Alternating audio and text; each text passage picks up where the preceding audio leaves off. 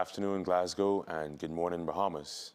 We're here in Glasgow at COP26, bridging the gap between the Bahamas and this center where we're deliberating and negotiating partnerships and policies that are going to sustain the Bahamas through our transition into this future that's really defined by global climate change.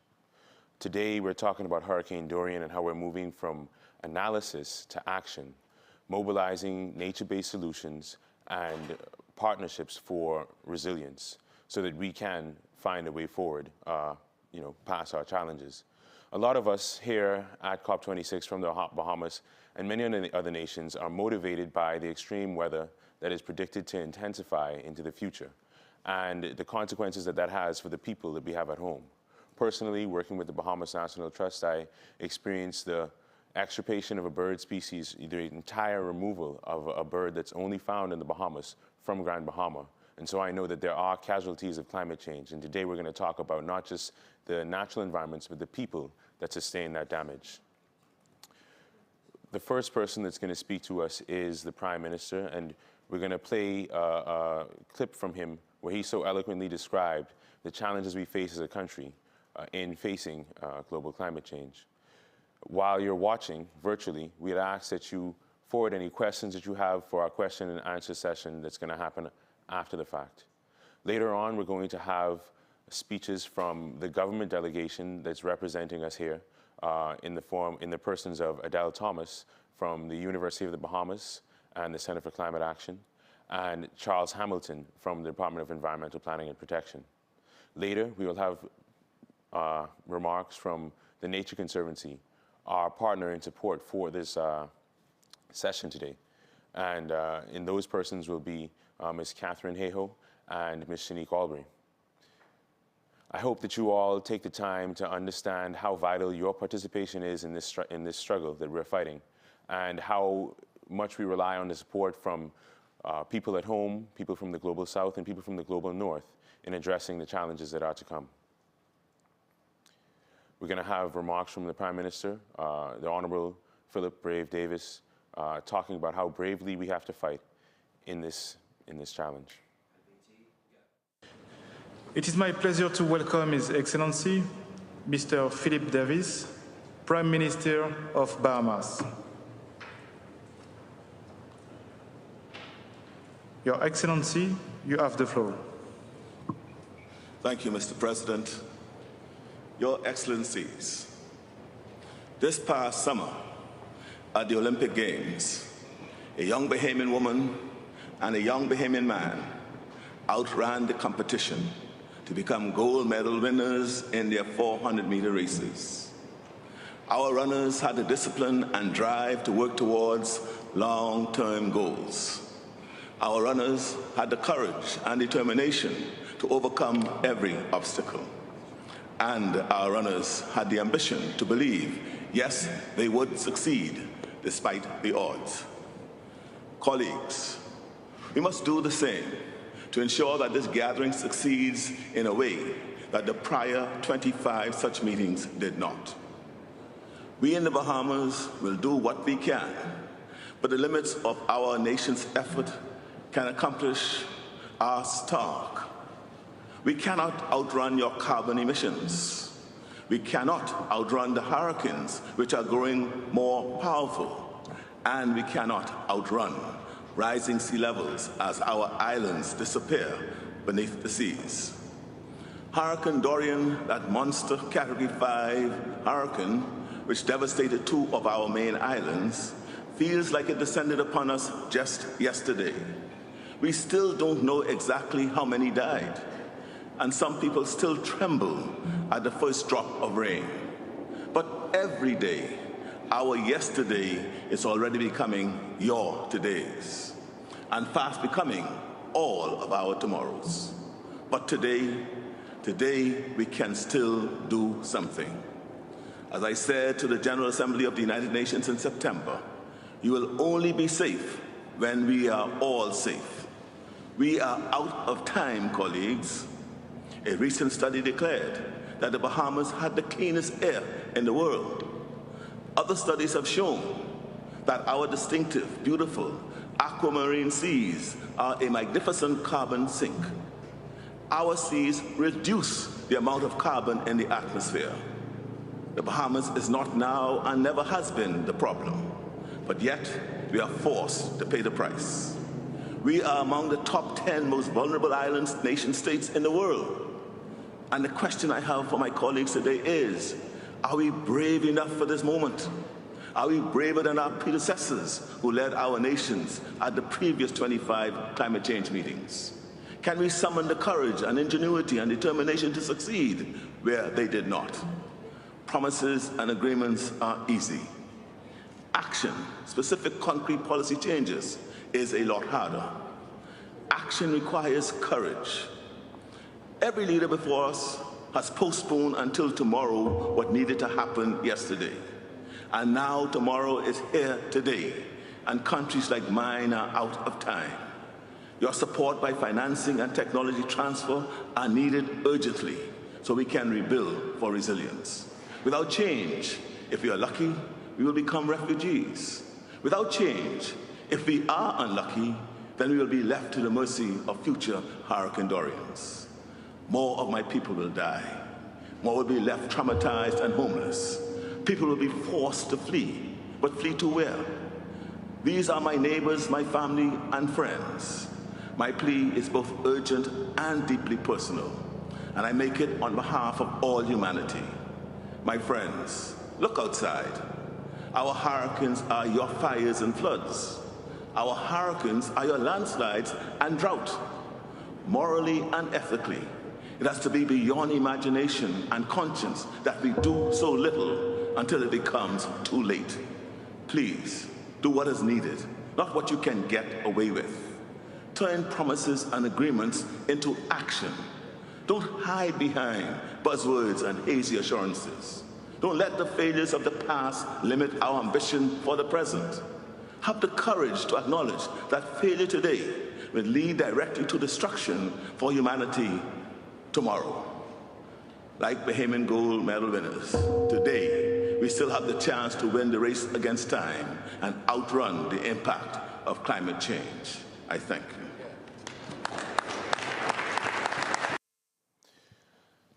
Welcome back.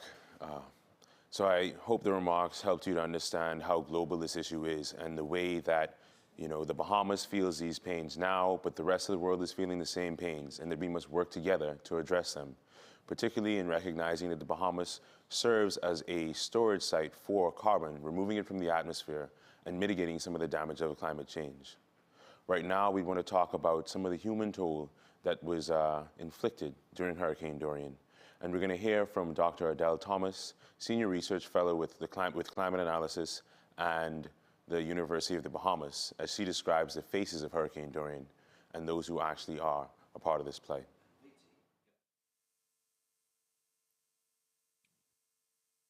Hi, everyone. I am Dr. Adele Thomas, Senior Fellow at University of the Bahamas. Hurricane Dorian was a historic storm for the Bahamas in a number of different ways. And so in this presentation, I'll be highlighting the links between Hurricane Dorian and climate change, and also showing the very real human impacts of the storm, the faces and the stories of Dorian.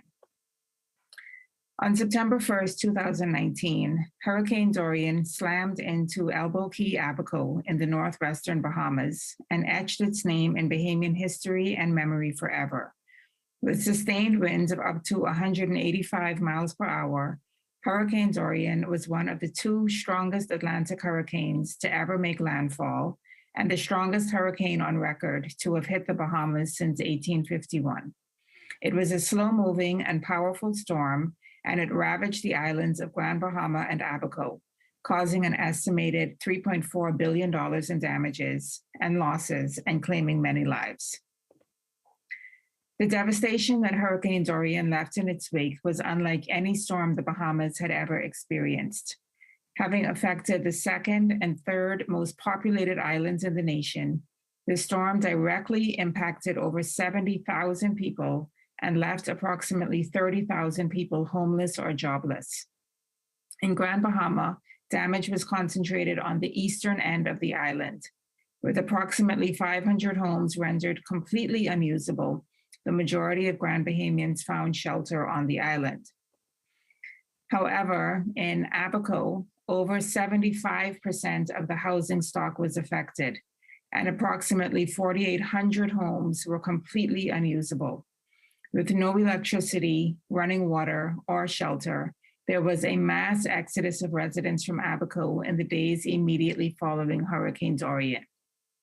Although the total number of people that were displaced in the Bahamas as a result of the storm remains unknown, it is estimated that there were over 9,000 new displacements, the highest recorded number of internally displaced people due to a hurricane in the Bahamas' history. Hurricane Dorian was really a textbook example of the type of hurricanes that we can expect in the future due to climate change. Very strong winds, very high storm surge, heavy rainfall, moving very slowly along its path, and rapidly intensifying to a Category 5 storm. Dorian was a historic storm for us, but unfortunately, storms like this will become more common as global temperatures continue to rise.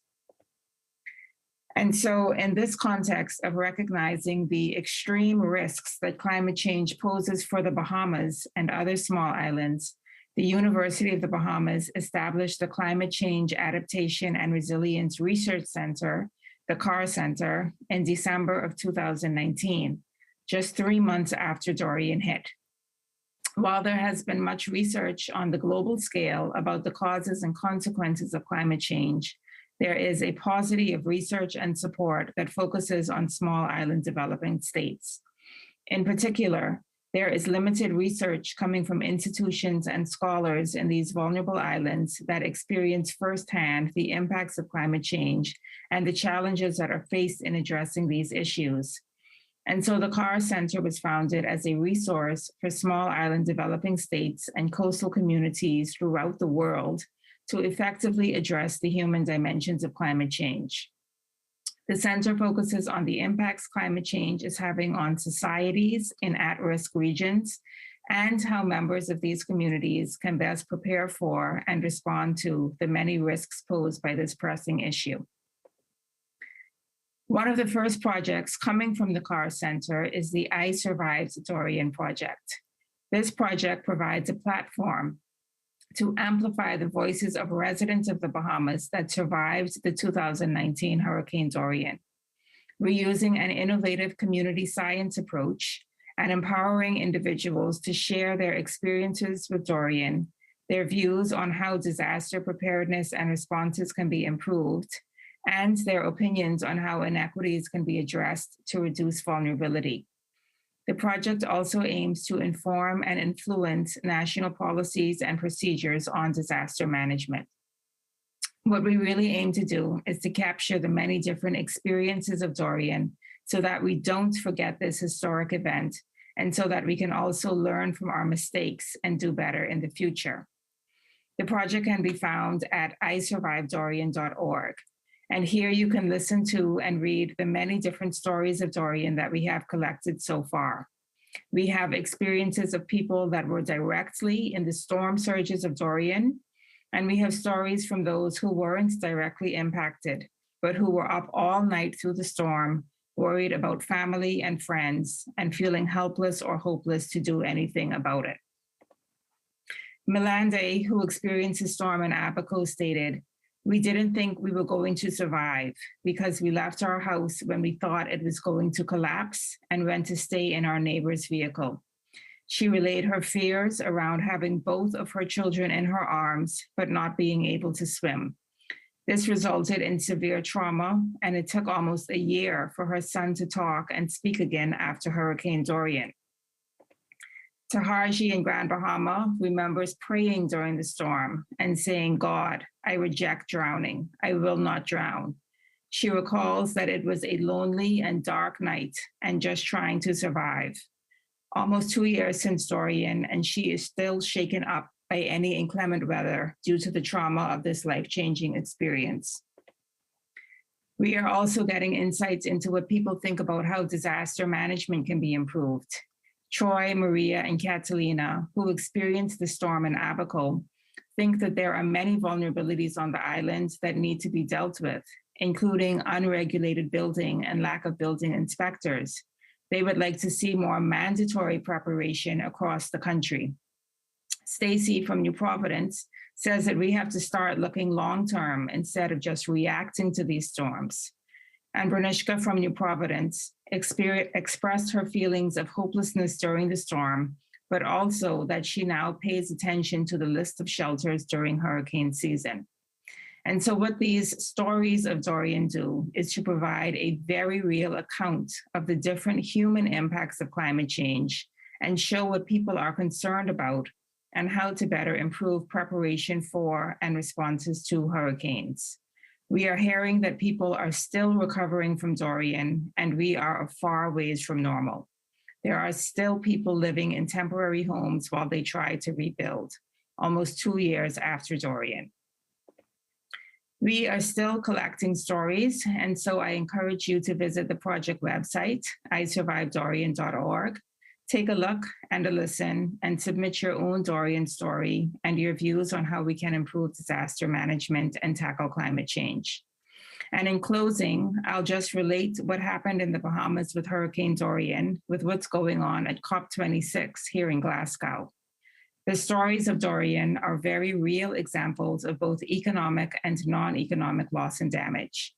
Loss and damage is a big issue here at COP for developing countries and small islands, where our very survival depends on limiting global warming to 1.5 degrees. We are hoping that this COP is one of solidarity between developed and developing countries, and that we leave Glasgow with a solid plan on how to address these rising impacts of climate change. In addition to loss and damage, we also need to upscale our adaptation responses. Nature-based solutions, as well as resilient partnerships between government, private sector, and non-governmental organizations are sorely needed. And so I'm looking forward to hearing more about the potential of these solutions and partnerships later on in this event. And I'll leave it there for now. Thank you for your attention. That was a very somber reminder of why we're here today and why we're working so hard to try to address the challenges that we see coming towards us in the future. Now we're going to hear from Charles Hamilton of the Department of Environmental Planning and Protection. He's a project manager there, and he's going to tell us about how the Bahamas government measured the impacts of Hurricane Dorian, took steps to address the challenges that it brought, and is now working to secure financing, and why it's so important that we get help to adapt to the oncoming challenges of climate change. All right. Good morning, Bahamas, and good morning, and I guess good afternoon, Glasgow. Let's see if we can just take you through it, because I feel like we haven't done some setting. So for those of you who wanted to come to the Bahamas or want to know where the Bahamas is, you know, we're just south of Florida, and we're north of Cuba and the Dominican Republic and Haiti. We're an archipelago, over 700 islands, and a significant marine territory where 90% of our population lives on the islands of New Providence, Grand Bahama, and Abaco. And the thing about it, with the Department of Environmental Planning and Protection, we serve as the a focal point to the United Nations Framework Convention on Climate Change. So we're here trying to focus on trying to ensure that the Bahamas meets its commitments and works towards strong climate action. But this isn't within a vacuum. We know that there are the Sustainable Development Goals that also have to be accomplished, whether that is good health and well-being, quality education, sustainable cities and communities, and reducing inequalities. And the reality is that in the face of growing climate change, if we do not have good climate action being done locally and globally, then we cannot achieve any of these sustainable development goals that we have set out nationally and globally as a community. And the Bahamas does this in the context of other big ocean states globally who are also facing this critical issue of climate change, being on the front lines of the climate crisis. And we all have and share similar vulnerabilities. And one of the things that we've realized is that over the course of over 30 years, we've seen this focus on climate change from 1992. And we've seen the introduction of so many different programs and strategies and modalities and frameworks and agendas and agreements, right? But it seems as though our voice is being lost, right? We talk about the importance of equity in addressing the issue of climate change. We talk about why it's important for us to do the reporting and conduct the actions that are needed to ensure that each and every person who lives on this planet can live to their full potential. And so it's important when we talk about commitments under the UNFCCC that the Bahamas, like the many nations who are gathered here at Glasgow, are a signatory to the UNFCCC. And we have to communicate various reports, national communications, biennial update reports, and nationally determined contributions. This is what the department has to do, and we work with partners in order to ensure that we can encapsulate what is our country doing in order to address climate change.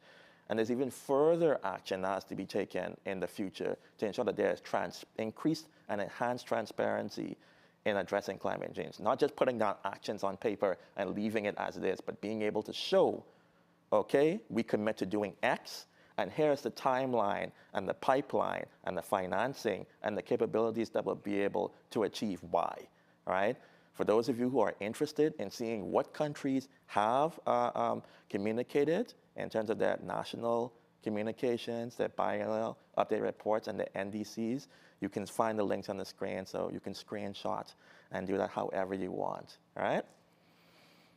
An important component of why we're here negotiating is the issue of the Paris Agreement, where every single country is expected to prepare nationally determined contributions, and they outline clear targets and measures and policies for national climate action. And so, we know that our first set of countries would have submitted this in 2015, the Bahamas included, and are to communicate new or updated NDCs. And I'll tell you why I'm focusing on these particular documents and why they are important for our work moving forward. The Bahamas submitted our first national communication in 2001, and our second national communication in 2015, and our first NDC in 2015.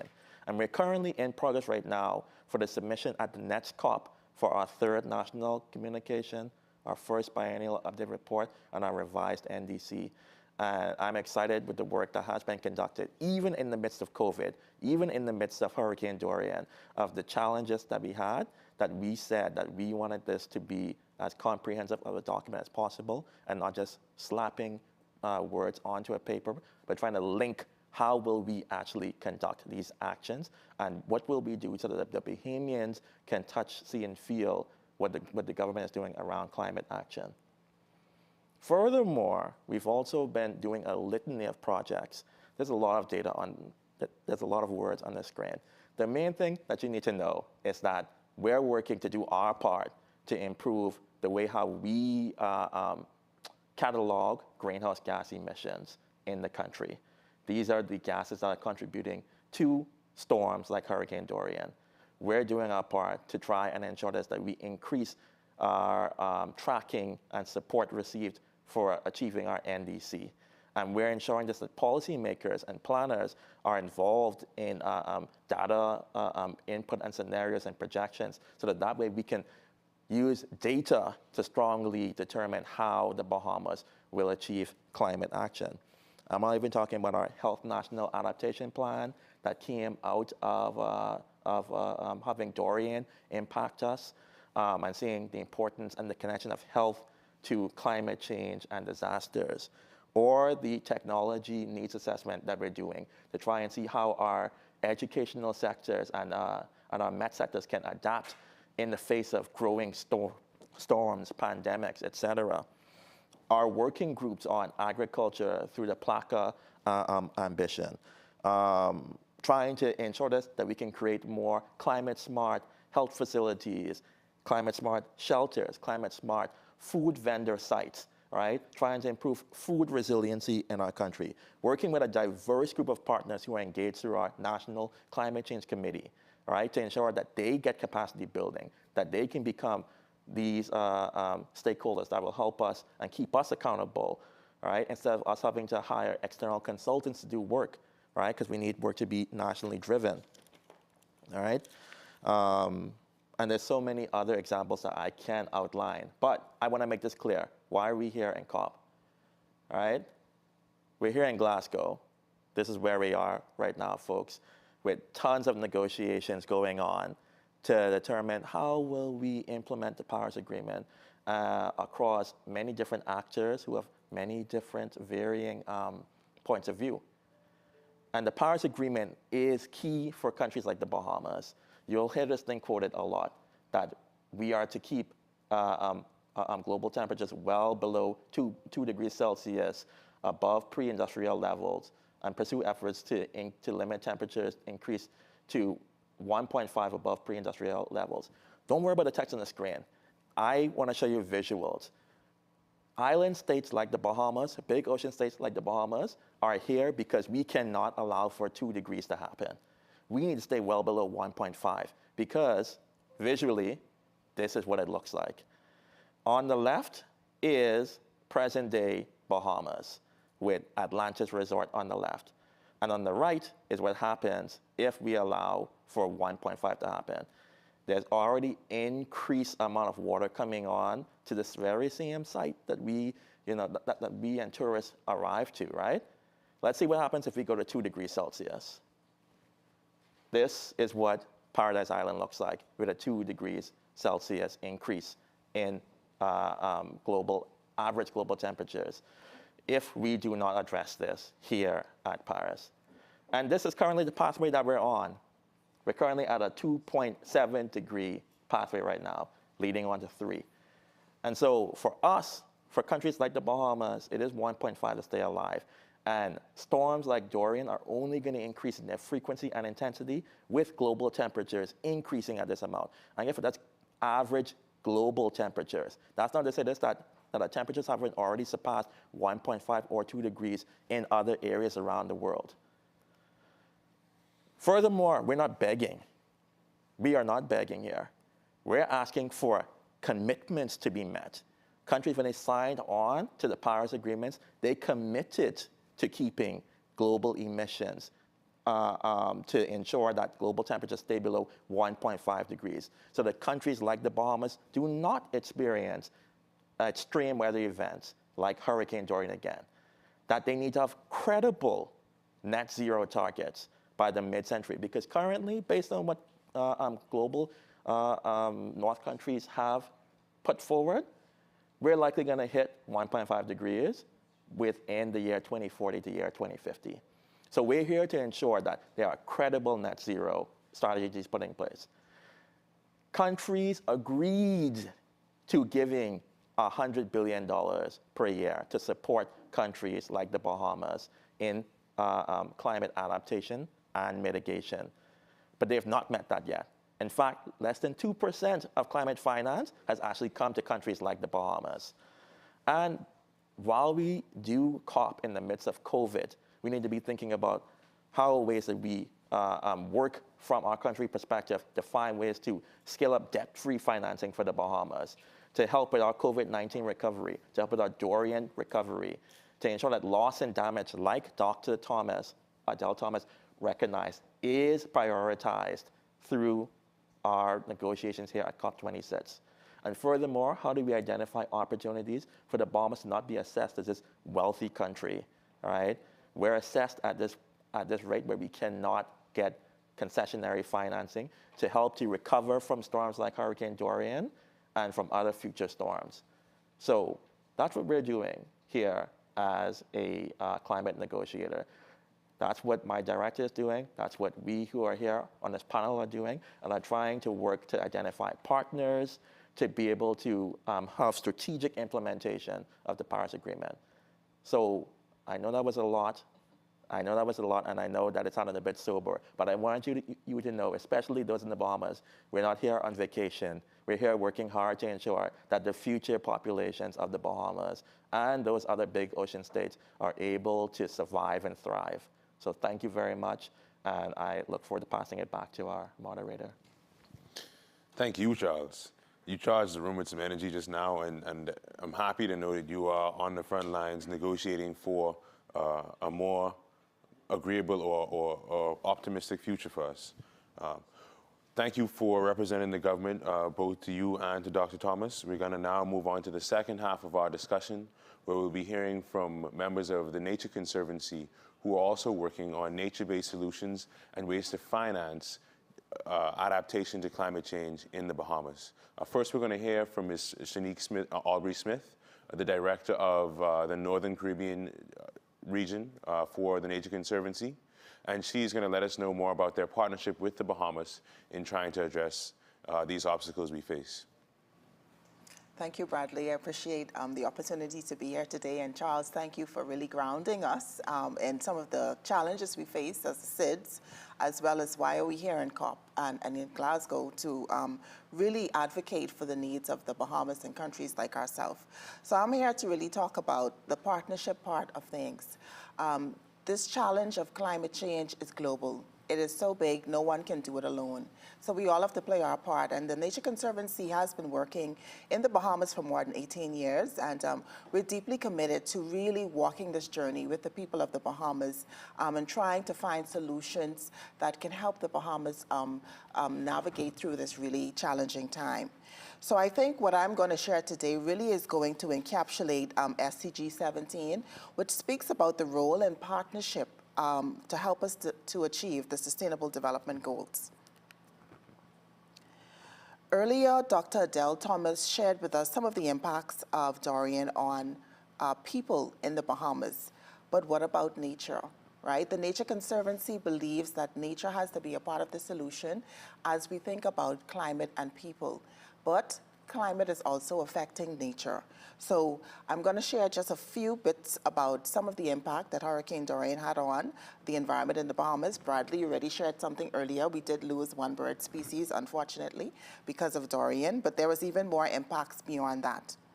In terms of our partnerships in the Bahamas, TNC often provides technical support to the government of the Bahamas, and we continue to do this in the wake of Hurricane Dorian. We partnered with the Forestry Department in the Ministry of the Environment to conduct an assessment of the impact of Hurricane Dorian on pine forests on Abaco and Grand Bahama. And the visual on the screen shows what we found. We actually found that pine mortality exceeding 90% in some locations was observed on tens of thousands of acres across these two islands. In many areas, approximately 30% or more of the mature pines were snapped or completely tipped over. Vegetation was damaged by combinations of factors, including the storm surge, salt spray, and high winds of Dorian. Now I'm going to transition to talk a little bit about the impact on mangroves. And this is showing data that was provided to us by a partner in the Bahamas, Bonefish Tarpon and Truss. Similar to pine forests, Dorian severely impacted the mangroves on Abaco and Grand Bahama. Bonefish Tarpon Trust determined that Dorian damaged or destroyed more than 70% of mangroves on Grand Bahama and a little over 40% of the mangroves on Abaco. The Nature Conservancy also partnered with the Department of Marine Resources as well as the Perry Institute of Marine Sciences on an assessment of coral post-Dorian on 29 sites. The assessment indicated that the damage inflicted by Hurricane Dorian to Abaco and Grand Bahama's coral reefs varied considerably in terms of the type of damage experienced and the severity of the damage.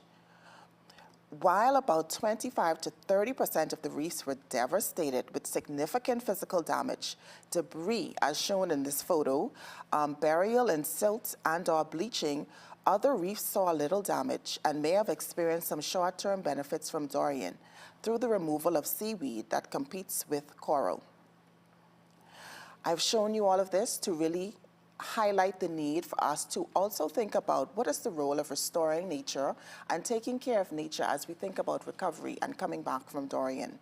So in the wake of Dorian, TNC also worked with another set of partners in the country to provide some level of tangible support to help with recovery efforts, okay? We provided grants, either in cash or through in-kind donations, totaling $85,000 to key partners on Abaco and Grand Bahama, okay? The partners that benefited from this work included fishers on East Grand Bahama, who we supported with replacing gear that was lost during Dorian, the Bahamas National Trust, and the restoration of the Arboretum at the Lucaya National Park. Friends of the Environment in their marine debris removal project around the Sea of Abaco, and the Bahamas Marine Mammal Research Organization, as they tried to determine if any contaminants were washed into the sea after Dorian and how they may have impacted our dolphins and other commercial fish species. As exciting as the efforts of the Bahamas, as well as the Nature Conservancy after Dorian may be, as I just shared, they really do not go far enough. As a country, the Bahamas needs to ramp up adaptation and resilience measures. And TNC is a key partner in helping the Bahamas in this effort. TNC has a strong track record of thought leadership with experience delivering solutions that advocates for science-informed, field-tested solutions to climate change.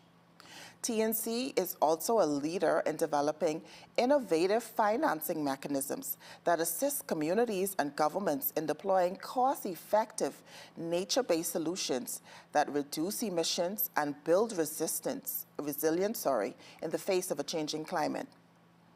In the Bahamas, TNC is focusing on two things: unlocking climate finance and implementing nature-based solutions. The need for finance does not require much explanation. Charles already shared we need more resources to get the work done in the country. So this is critical to our efforts moving forward. But I do want to ask the question, why nature-based solutions? UNEP indicates that nature-based solutions use biodiversity and ecosystem services as a part of an overall adaptation strategy to help people and communities adapt to the negative impacts of climate change at a local, national, or regional level. Examples of nature-based solutions include mangrove and coral restoration and the use of green infrastructure, such as coastal ecosystems, to address shoreline erosion instead of gray infrastructure like seawalls. Research indicates that nature-based solutions can provide over a third of the cost-effective climate mitigation needed between now and 2030 to stabilize warming to below 2 degrees Celsius. In the face of climate change, countries like the Bahamas have to invest in green and blue recovery while maintaining the integrity of the ecosystems that underpin our economy. I will now walk you through a couple of examples of how TNC is actually deploying this climate finance and nature-based solutions in the Bahamas. I first want to highlight the Bahamas Protected Areas Fund. Working with the Ministry of the Environment and other national stakeholders, TNC provided technical and legal support for the creation of BPAF, which is the only conservation trust fund in the country that is dedicated to providing funding for the effective management of protected areas and to providing climate funding, both for mitigation and adaptation. Following Dorian, BPAF was successful in securing a $1 million grant from the Caribbean Biodiversity Fund to support post-Hurricane Dorian efforts. To date, BPAF has granted over just $900,000 to Bahamian nonprofits and government agencies for projects including marine debris removal, mangrove restoration, establishing of a seedling nursery to support restoration of mangroves and pines, as well as solarization of the University of the Bahamas' northern campus and Forest Heights High School in Abaco. BPAF has been successful in bringing new climate finance to the Bahamas and should be celebrated for achieving one of its core objectives. The Nature Conservancy is also now partnering with the Department of Environmental Planning and Protection to explore the feasibility of blue carbon in the Bahamas. When I use the term blue carbon, I'm referring to the greenhouse gases stored and captured and released by coastal vegetation systems, namely seagrasses, tidal marshes, and mangroves. In the Bahamas, our efforts are going to focus on three things: a proof of concept project for blue carbon in the country. It's also going to focus on building capacity of local stakeholders to implement nature-based solutions, such as the restoration of mangroves. And we are also exploring the possibility of blue carbon possibly being a financing mechanism for nature-based solutions and mangrove restoration in the Bahamas. From a socio-economic standpoint, coral underpins the Bahamian economy. A TNC study found that every year, over 1 million visitor trips to the Bahamas are directly linked to coral reefs. The coral reef with the highest tourism value in the country generates more than $5.7 billion per square kilometer per year. Despite the importance of coral reefs to the people of the Bahamas, we have seen a significant decline in their cover over the recent decades. TNC is working along with other people, such as the Perry Institute of Marine Sciences, as well as the KP Luther Institute, to look at innovative techniques for actually rearing and restoring coral reefs as a way to address this challenge. So the Bahamas Coral Innovation Hub is a key partnership that we are using to test out nature-based solutions surrounding coral restoration in the country. Another innovative solution that TNC is hoping to explore in the Bahamas is actually insurance for nature. Coral and mangroves are natural assets. And based on the concept of insuring a valuable asset like your car or your home, TNC has been able to work with insurance companies to develop a model for insuring a natural asset. This was first pioneered in Quintana Roo in Mexico.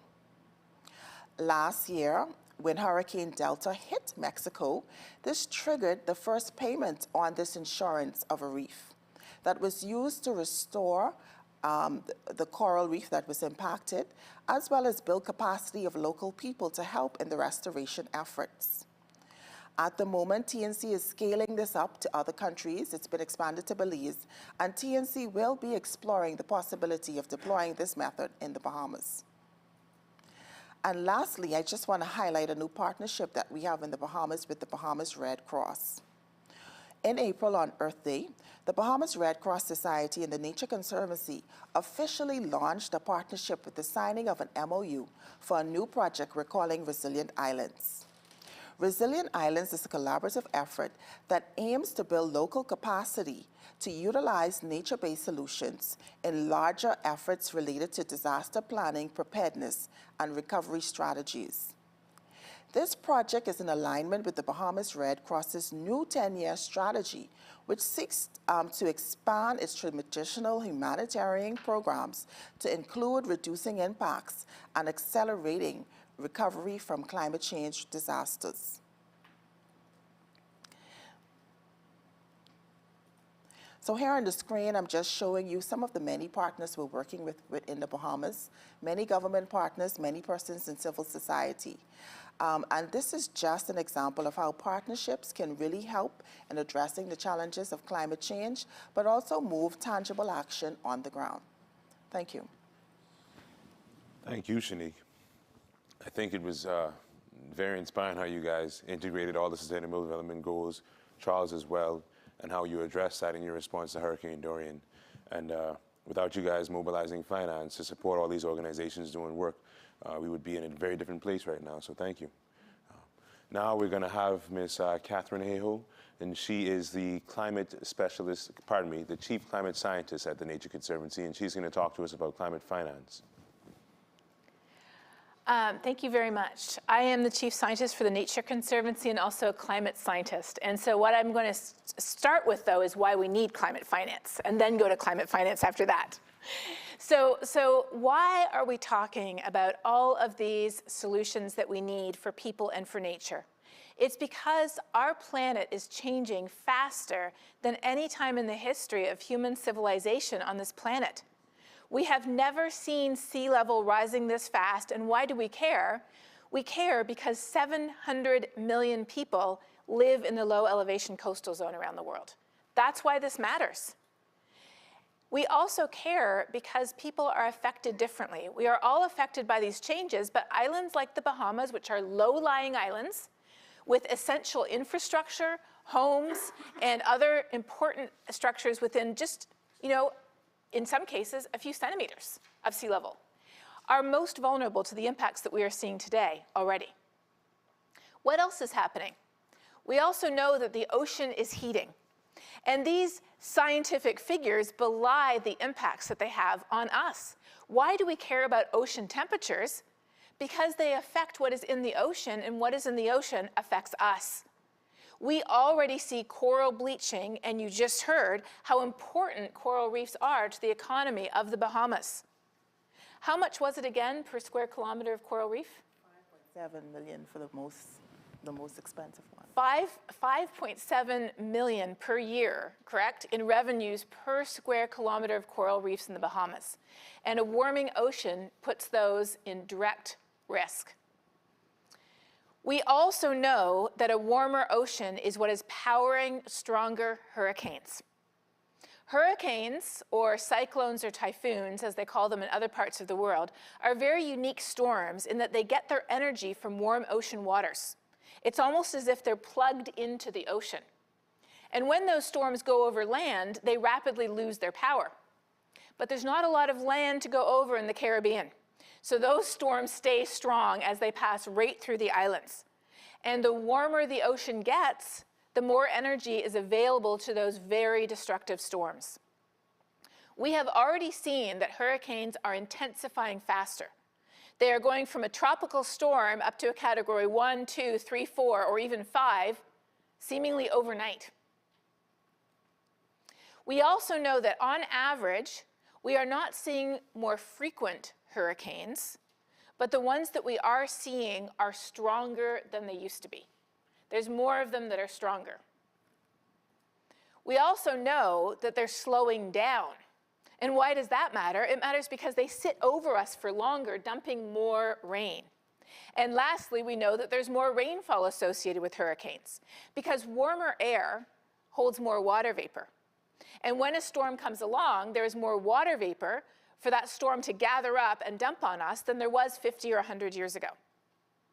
We scientists are even starting to be able to put some numbers on how much worse climate change made these storms. But there's a serious inequity not only in how and who the storms affect, but also in how we study them. There was a new study that came out just recently, about a month or two ago, that showed the majority of climate impact studies focus on the global north. The minority focus on the global south. And in North and Central America and the Caribbean, we see the same inequity. So I can tell you numbers for how much worse climate change made Hurricane Harvey. Why was everyone studying Hurricane Harvey? Because it hit Houston, the 4th largest city in the United States, and caused well over $100 billion worth of damage. But although I can tell you numbers for Harvey, the same analysis can be applied to Dorian. So let me give you some examples. We know that because the world is warmer, because the ocean is warmer and it's powering stronger storms, that the precipitation that fell during Hurricane Harvey was 15% more intense than it would have been if the same hurricane had occurred 100 years ago. We know that 40% more rain in total fell during Hurricane Harvey. And in some places, that exceeded 60 inches of rain. And we also know that 75% of the economic impacts that occurred during Hurricane Harvey would not have occurred if the same hurricane had happened with the climate conditions of 100 years ago. Now, why did those numbers increase? 40% more rain, but 75% of the economic impacts. It's because you can be prepared for 10 inches of rain. You can even be ready for 20 inches of rain. You might be able to survive 30 inches of rain, but when you are getting 40, 50, or 60 inches of rain, that is where the biggest economic damages occur. And of course, we also see the opposite end of the spectrum. We see that our natural pattern of variability, wet, dry, is getting stretched in both directions. I have personally studied the weather patterns that lead to drought over the Caribbean. And I know that a warming ocean is powering a stronger high pressure system that as it sits over the region, it deflects rainstorms away from the region. So it's making droughts longer and stronger across the Caribbean, powered by a warmer ocean. The same thing that is powering stronger hurricanes. We also know that heat waves are becoming more intense, and they are affecting even the Caribbean's climate, which is very moderate. It doesn't vary very much. But because it doesn't vary very much, when it gets hotter, it's even more impactful. In a nutshell, what's happening is this. Climate change is taking our natural weather dice and loading the dice against us. We always have a chance of rolling a double six, naturally. A hurricane, a heat wave, a drought, a storm. But as the planet warms decade by decade, it's as if it's sneaking in and taking one of these numbers and turning it into a 6, taking another number and turning it into a 6, and even taking one number and turning it into a 7. And so we're seeing droughts that are stronger, heat waves that are more intense, hurricanes that are bigger and stronger. And we say, how could this happen? The answer is climate change. The question is not, did a warmer planet cause the event? Because we know we've always had hurricanes. We've always had droughts. We've always had heat waves and floods. The question is, did it make it worse? And today the answer is yes. And it is not only in the Caribbean. Drought in Madagascar, extreme heat waves in my home country of Canada. We are seeing these changes all around the world, and what do they have in common? Two things. First of all, they are affecting all of us, no matter where we live. It might look different in different places, but we are all being affected. And number two, it is affecting the most vulnerable and the most marginalized people the most. And with them, as you pointed out, nature. So as climate change loads the weather dice against us, making our droughts stronger and more intense, wildfires are burning more area, hurricanes are stronger, heat waves more intense, how do we respond? What do we do as the disasters mount around the world? What do we do as the economic losses due to these stronger, more frequent, or more intense events increase decade by decade by decade? How do we protect our water, our food, the safety of our homes, the economy, and perhaps most importantly, our health? We can act. We do have agency. There are things we can do.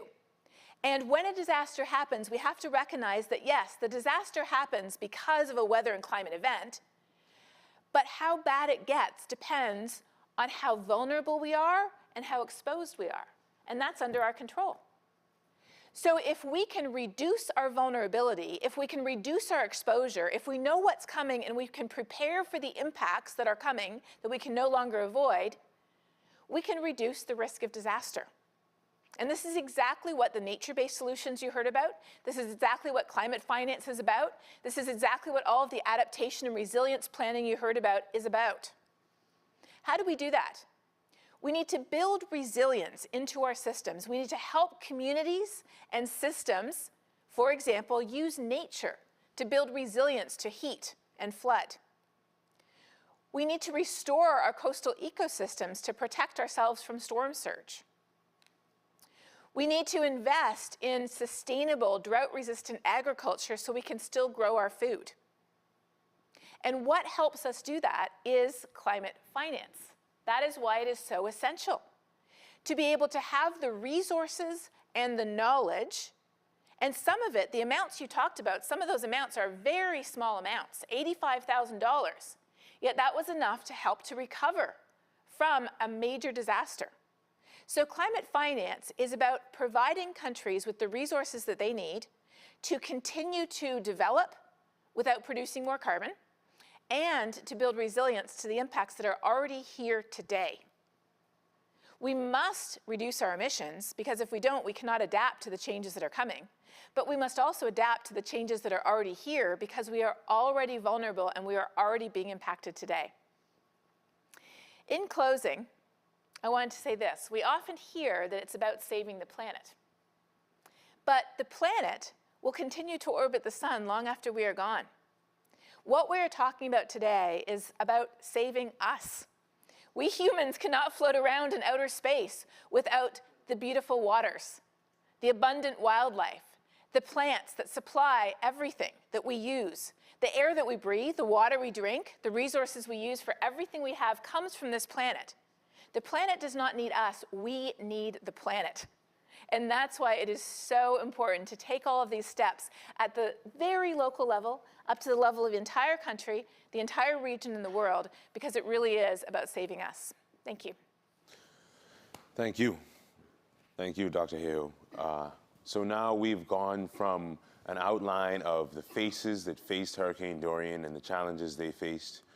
We described how the Bahamian government responded by analyzing what happened on the ground, mobilizing to address those challenges, and then now advocating so that we can have more resources to respond in the future.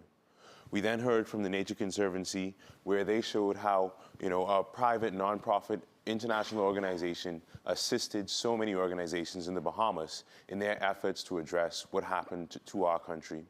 And we're also talking about how this entire struggle is integrated between each country on this globe as we face a warming climate that is nearly inevitable, as Charles pointed out. But we can't let it go above 1.5 degrees Celsius.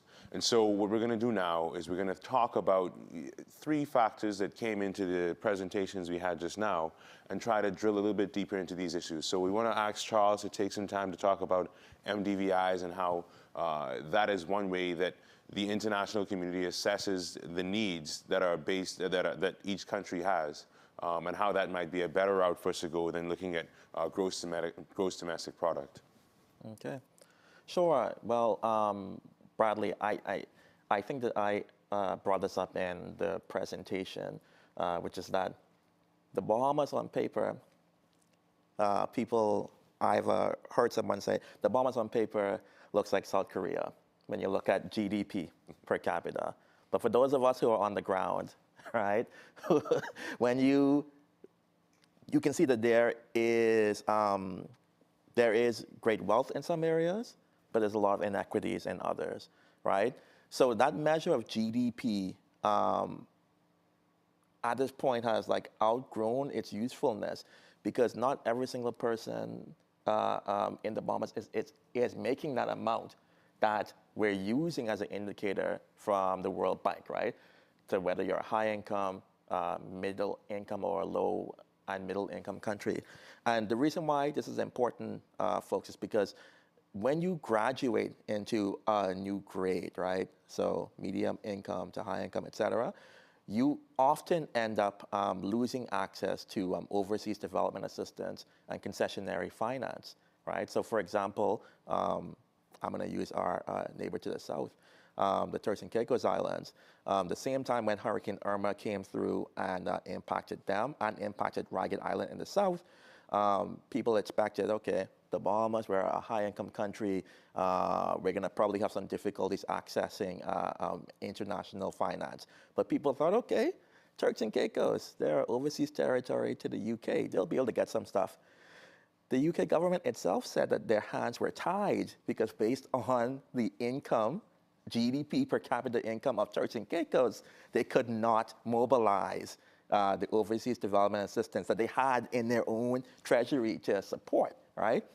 So this is something that small island developing states, well, I'm trying to use big ocean states because we're trying to reclaim that language there. Big ocean states have been calling for a formulation of vulnerability indexes that reflects our ecological fragility and our economic vulnerability, right? Our Prime Minister talked about this at the UN General Assembly in September, and the Secretary General of the UN actually called for a high-level expert panel to be tasked with finalizing this MDVI, so that's Multidimensional Vulnerability Index. There's a lot of scientific work that has to go into that to determine what will be the clear indicators, and then how will this be used to assess and determine how a country can access and unlock finances, because that's a big thing right there. Lots of partners tell us that they want to give us funding, but they often have to be creative, right, in what funding pools they could access based on our GDP indicator. So I know that Dr. Adele Thomas, who you heard from earlier, is going to actually be on our panel talking about this same issue with AOSIS, the Alliance of Small Island States, on how we can work on advancing this vulnerability index so that countries like the Bahamas can be able to unlock much needed overseas development assistance to get our support with recovering from climate disasters. But that's just one component, right? I don't want to take up all the space, but if you want to learn more, Google that, Multidimensional Vulnerability Index. And I think if you go on the AOSIS Facebook page, you'll find out more about the event that they'll be putting on. I think it'll be 10 a.m. Bahamas time for those of you who want to tune in. So I think that was a fantastic description of the situation that we face. And I think that one of the key take-homes is that, we are playing a game of chess against climate change, and we come to COP to write the rules of that game. And so it's integral that we as big ocean states sit at the table and help to set the stage for how this will all play out. Because the more involved we all are, including you guys at home, the better our chances will be at succeeding in everybody getting to the finish line. And so after hearing Shanique speak and recognizing you almost like an octopus, basically, because the number of projects that I just was slide after slide, please describe more about what you see as the way forward for us and what projects really give you hope and that you really want to lean into the future in your role as director. Sure, no problem. And not an octopus. Remember now, my whole presentation was about partnerships. When you have partnerships, you can amplify and you can do so much more. So TNC is really using our core team in the Bahamas as well as our extended team in the region and around the world to support the Bahamas. But we're also relying on our partners to amplify this work and to get that much more done, in the country. What do I see in the Bahamas that's hopeful? I think despite the many things that we're doing, what I find hopeful is that this conversation is even happening. We are presenting about nature-based solutions, and we are actually about and willing to try them in the country. It's been welcomed by the government when we speak to stakeholders like fishermen, community members, people, school teachers, everybody. Everybody is interested in what we can do and how can they help. And they want to see things where the community can be involved. It's not just central government, it's not just the NGOs. It can be everyone who is involved. And I think nature-based solutions presents that opportunity, okay? It's grounded in science. It can support policy and government, but it can also help the child who has a mangrove as their backyard, or the fisherman who wants to remain fishing. He doesn't want to transition into something else. He wants to be able to continue to fish and have that freedom of being on the open ocean. Nature-based solutions is really an opportunity for all of this. At the same time, if we deploy the right ones and leverage them correctly, we also can help to get some of that much needed climate financing that Charles was talking about for the country. Wow, so you're busy is what you're saying. You plan on being busy. Yes. There's a lot of work to be done. We got to get on this, so we have to be busy. Thank you. So Dr. Hale, for you, I really would like to know more about one of the big things that's happening at COP is that there's a recognition that we are moving from the age of climate change mitigation to climate change adaptation, which is, daunting, but it's the case.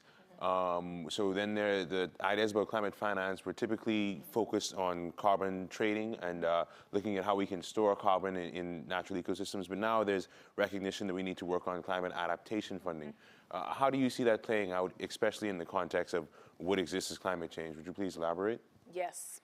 Well, first of all, I have to say that my mental image of the Nature Conservancy is an octopus with about 85 different arms.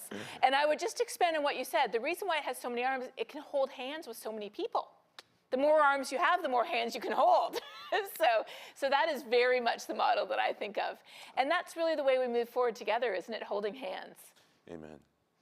So you're perfectly right. The climate finance over the past 6 years since Paris has focused primarily on low carbon development.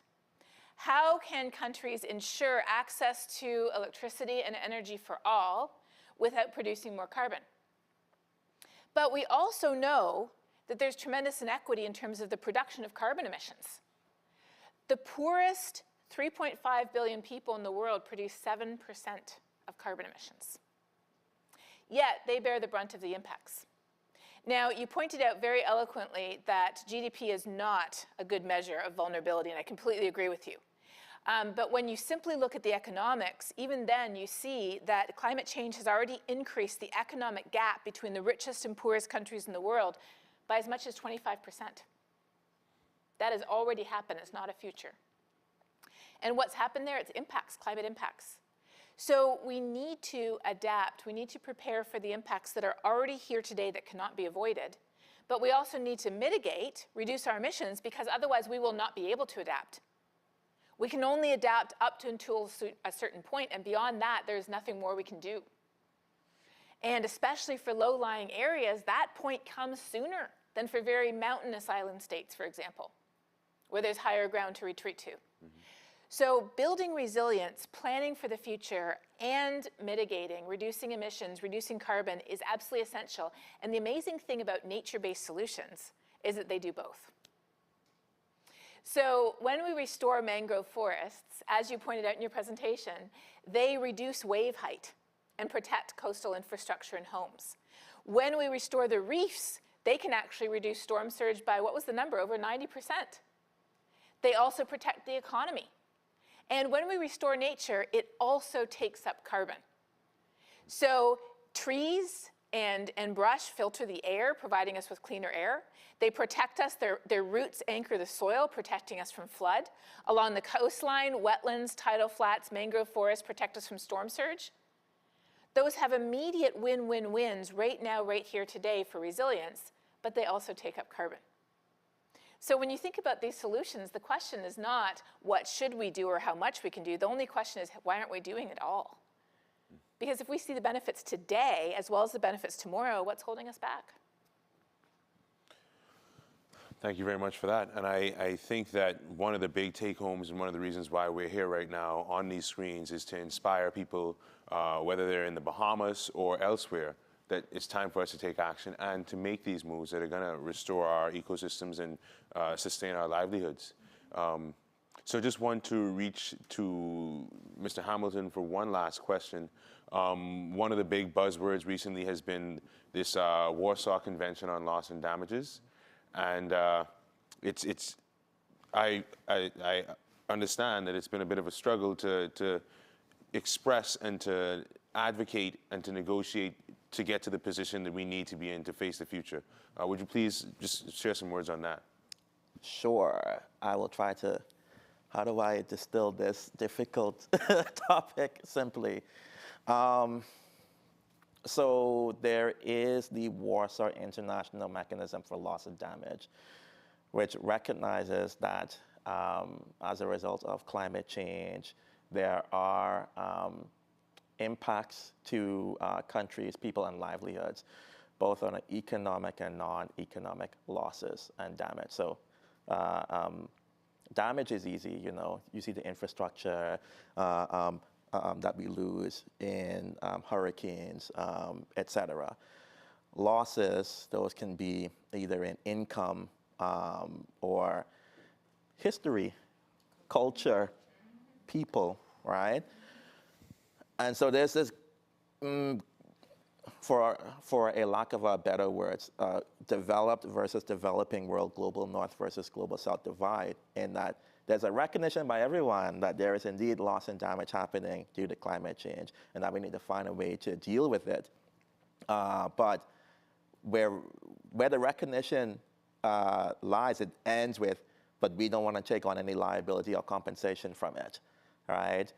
So we're acknowledging that climate change is causing loss and damage, but we don't want to be held, we being the global north developed countries, don't want to be held liable for it.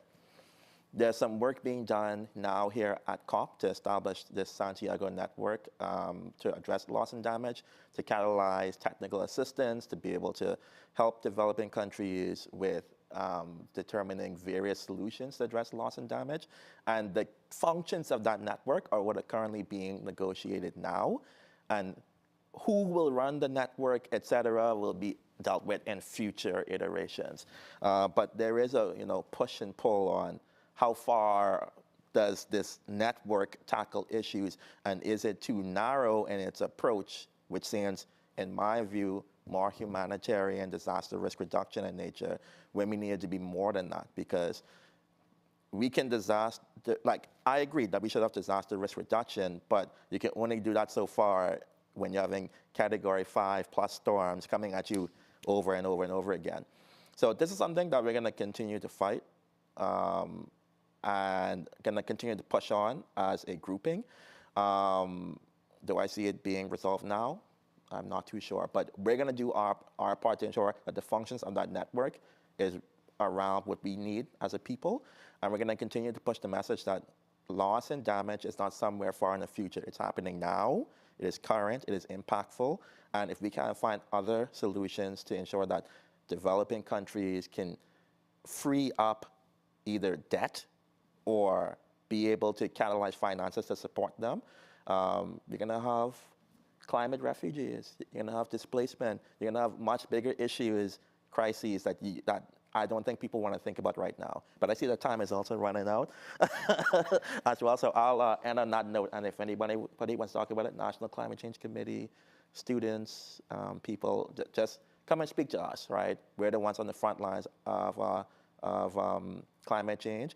And if you're in the global north, really push your leaders to acknowledge and go further than what they've been saying now around loss and damage. Yes. It's a fantastic synopsis that you came up with right on the spot. Way to go. Thank you. So in closing, I think we should reiterate what Charles was saying at the end there, that, we're all in this together. We're all planning on coming to COP next year. Who knows if somebody in the audience might be able to attend as well, because I think we require the assistance of advocates to present this case on every stage possible. And so I think that's one of the roles that our audience plays. And then I just wanted to finish with, one quick fact. When you said climate refugees, that there's no real UN convention that even protects us as climate refugees. It's a word that we use to define a state of being, but is not recognized in policy. And so it's so important that we come here and we negotiate these policies on the world stage, and get our voices heard, and find people to collaborate with in the global north. And so I just want to open up for closing remarks from any of our guests. And So thank you, Charles, for giving the floor to us. I just think for the closing remarks, I think this event today that was hosted by the Nature Conservancy and the Government of the Bahamas really spoke about going from analysis to action. So we have more than enough science. We have more than enough evidence that's in our face. We in the Bahamas know we are living the Dorian, and what does that mean? We're living the increased heat. We're living all of these things, and so now is the time for action. So for the persons who are watching this, particularly the Bahamians who may be out there in the audience, we want you to get to know more about climate change and why it matters and how you can help. I talked about a slew of projects that are happening across the Bahamas. Get involved no matter what island you're on, particularly if you're on Abaco and Grand Bahama. That's the focal point right now because of Dorian. But we also want you to be advocates with policy. We're talking about global policy right now because we're at COP. We also need you to advocate at the national level in whatever country you may be at, as Charles said, for your leaders to do more, to acknowledge these problems, but put tangible action and tangible resources behind it. We also need this for the Bahamas. And so please support the role of nature, using nature in the solutions, but also we need you to be advocates along with us for these solutions too. Catherine? Climate change, when we understand how big it is, when we understand how it affects us, it makes us anxious. worried, concerned, even panicked. And as a singer, Joan Baez said a very long time ago, the antidote to despair is action. And really getting your hands in and volunteering with the projects that you described, talking about it with school children, with your family, with the place that you work, getting busy and doing something about it, that is the antidote to despair. And all of us can do that. Great. It's good that we end on a hopeful note. You know, early in the broadcast, Charles brought the energy, Shanique, you brought energy, Dr. Hayhoe, thank you, and we're really indebted to Dr. Adele Thomas, who's actually at the negotiating table right now and was unable to join, and so she joined in video. Thank you very much to the Nature Conservancy for assisting the Bahamian government for hosting this conference, and thank you everybody on the panel. And thank you everybody at home for tuning in. We really hope that you lean into this as well.